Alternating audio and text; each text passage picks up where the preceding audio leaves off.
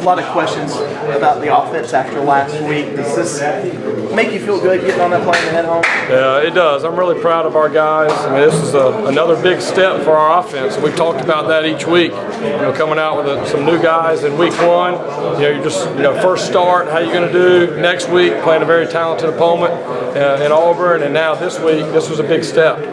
Playing a great conference team in our division on the road at night, all those type of things, and this group on offense just keeps answering every new question they have. They answer it the right way. And really proud of those guys up front to have the balance again. Close to 300 rushing. I think we had 291 rushing and over 300 passing. And if we can keep that balance, then we're going to be in great shape. Those guys did a great job up front, and then Kelly Bryant. What can you say?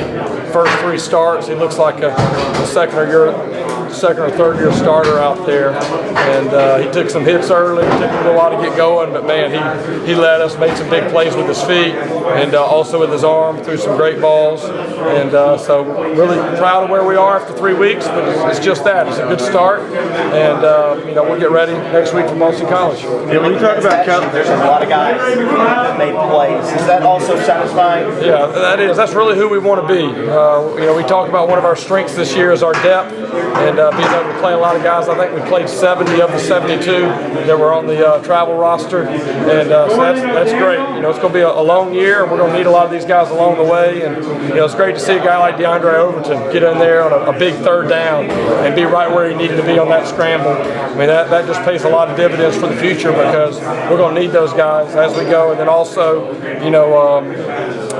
Tavian Feaster and Travis Etienne getting in there, and just one after another. That's really who we want to be. We want to wear teams down and be able to put it away in the fourth quarter, and felt like we did that today. Trevion had a really big reception too after not having any against Auburn last week. How important was that for him? And it's been great. We got 9 guys in that room, and those guys are practicing very, very well. In the week before against Auburn, just the way the game went, it was not a week for a lot of guys to get a lot of reps, and those guys just came back to work this week, and to be able to see them go out there and make some plays in critical situations was not surprising at all, but I think it was great for them to get that opportunity and make the most of it, and then that's going to allow them to continue to play more like we're going to need them to down the stretch. Even though you see him in practice, were you like us and kind of still want to see how Kelly would perform on the road? Yeah, I mean, I think we have a lot of confidence in Kelly, really mainly because of what he's done in practice and then what he's done in the first 2 opportunities in games. But yes, this was